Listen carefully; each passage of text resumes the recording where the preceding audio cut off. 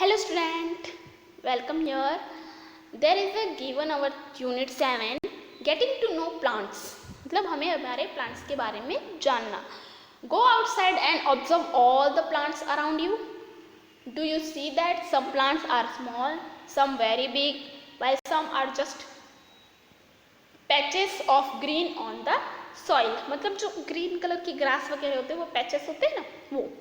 Some have green leaves while some other have reddish one. Some have huge red flowers, some have teeny blue ones, while some have none. मतलब ऐसी बहुत सी चीज़ें, कुछ में flowers हैं कुछ में नहीं है, कुछ की लीव्स अलग अलग है, वो सारी चीज़ें. ठीक है, तो आज हमें इस चैप्टर में इसी बारे में पढ़ना है. As we all know, Earth is the only planet in our solar system that has the viable condition for life to exist. मतलब एक ऐसा प्लैनेट है अर्थ जिसपे कि सिर्फ लाइफ पॉसिबल है. While the presence of water and oxygen is the main reason, we must also recognize that life would not have been possible if it weren't for the oxygen emitting plant. Life would not have been able to take shape on earth. मतलब without oxygen अर्थ पे हम रह नहीं सकते हैं, ये हमें सबको पता है. ठीक है, this plants are not only our source of oxygen but also the major source of the food that we eat. मतलब जो प्लांट्स हैं उन्हें हमें पता है कि प्लांट्स हमें ऑक्सीजन देते हैं, तो ये एक मेजर सोर्स सिर्फ ऑक्सीजन के नहीं हुए, इसमें से हमें क्या मिलता है, फूड भी मिलता है जो हम खाते हैं.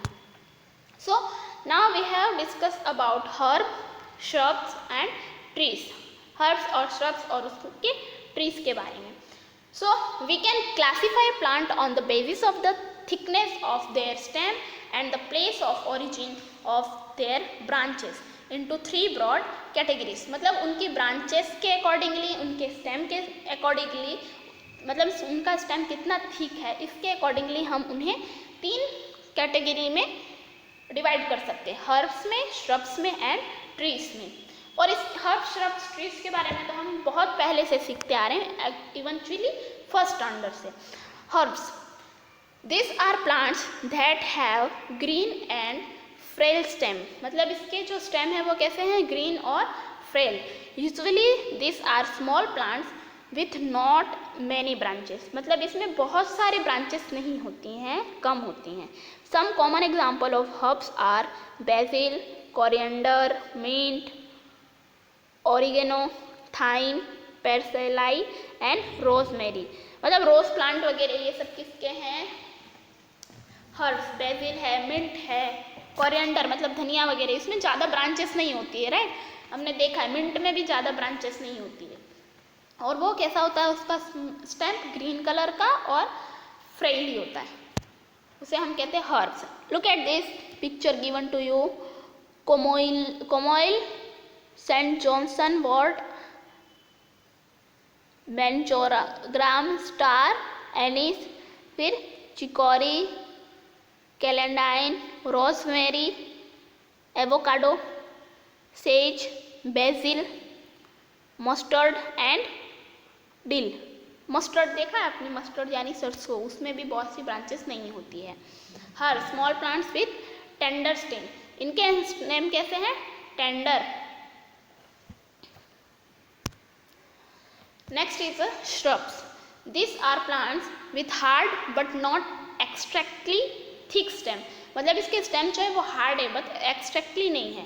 Their branches generally originate from the base of their stem. मतलब उनके बेस में से उनकी ब्रांचेस होती है. These are much taller than herbs but usually short than trees. मतलब ये हर्ब्स से बड़े होते हैं बट ट्री से छोटे होते हैं. जैसे फ्लावर वगैरह के पेड़ है वो बड़े होते हैं, ठीक है. मिंट वगैरह के बहुत छोटे होते हैं, वो हर्ब्स होते हैं. और श्रब्स जो होते हैं वो बड़े होते हैं. Some common example of shrubs are aloe vera, rose plant, jasmine plant, blackberry plant. ये सारे कैसे हैं, बड़े बड़े हैं. मतलब श्रब्स हैं जो कि हर्ब्स से बड़े हैं, पर ट्री से कैसे होते हैं, छोटे. Trees, these are plants which are very tall and have a thick and hard stem. मतलब इसका स्टेम कैसा होता है, थिक और हार्ड होता है, और ये बहुत बड़े बड़े होते हैं. The branches originate from the upper part of a of the tree and are very high above the ground. और ये क्या होती हैं, इनकी ब्रांचेस कहाँ से निकलती हैं, जैसे श्रब्स हैं उसमें तो मेन स्टेम में से ही निकलती हैं ब्रांचेस, बट इसमें क्या होता है कि मेन जो स्टेम है उसमें से ब्रांचेस निकलती है और ब्रांचेस में से भी ब्रांचेस निकलती हैं बड़े ट्रीज में, ठीक है, ये है, और वो ग्राउंड से बहुत ऊपर होती हैं। Some common example of trees are neem, peepal, coconut tree, mango tree, इसके अलावा हम कह सकते हैं ओक ट्री, राइट। ये सारे ट्रीज जो हैं वो बड़े बड़े होते हैं। There are 2 other kinds of plants which are, और इसके अलावा ये 3 मेन हैं, हर्ब, श्रब्स और ट्रीज। उसके अलावा 2 और हैं कैटेगरीज, जिसमें फर्स्ट है creepers. What is a creepers? These are plants which have soft, weak and green stem and hence cannot stand straight and instead spread on the ground। मतलब इनका जो स्टेम है वो बहुत ही वीक होता है, सॉफ्ट होता है और ग्रीन कलर का होता है, और ये क्या होते हैं, स्ट्रेट नहीं हो पाते, इसलिए वो ग्राउंड में हर जगह फैले हुए होते हैं। Some common example are sweet potato, watermelon and pumpkin. उसके अलावा है मस्क मिलन, राइट, फिर बॉटल गार्ड, ये सारे कैसे हैं, क्रीपर्स है, ये सारे ग्राउंड पे ही होते हैं।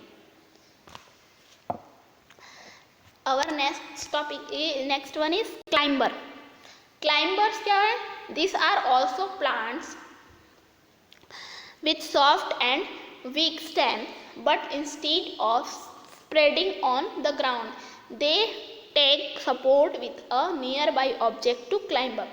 मतलब ये सारे कैसे हैं, ये जमीन पे नहीं रहते हैं, इन्हें क्लाइंब किया जाता है, मतलब ऊपर। क्लाइंब मतलब क्या होता है, चढ़ना, ठीक है, तो इन्हें रस्सी या फिर लकड़ी वगैरह से क्लाइंब कराया जाता है ऊपर की तरफ। Some common example of creepers are cucumber, beans, grape vine, money plant etc। Money plant की वेल देखिए, इसमें इन सब में क्या होती है, वेल होती है, और वेल को क्या किया जाता है, हम वेल को हमेशा ऊपर की तरफ क्लाइंब कराते हैं। तो पी प्लांट में, ग्रेप वाइन में, मनी प्लांट में, ये सब कैसे होते हैं, इन सबको हमें ऊपर की तरफ हैंग करा के रखना होता है।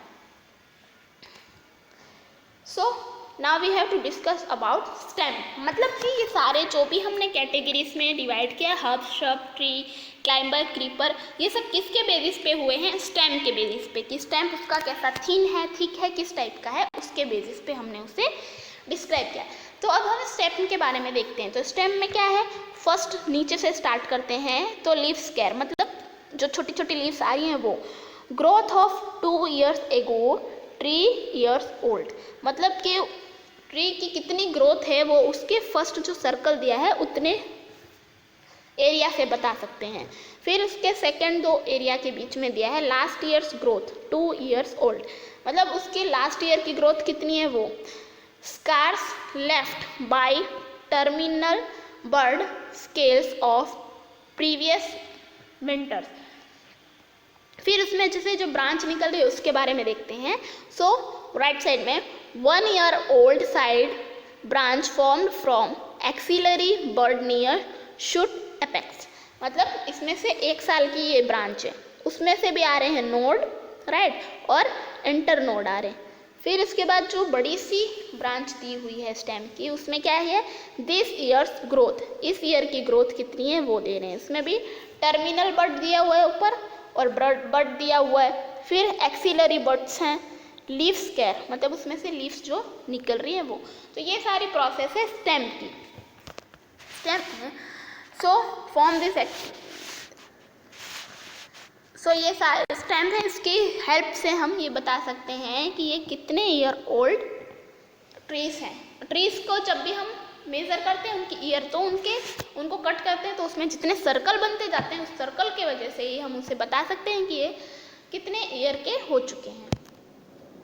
The stem is the part of a plant which is responsible for supplying water to all parts of the plants, मतलब प्लांट्स में जो वाटर सप्लाई करता है वो कौन करता है, स्टेम करता है, right. It is the stem which bears branches, flower, leave, fruits and buds. The root sucks the water and minerals from the soil and it is the stem function to push this water upward to other parts of the plant।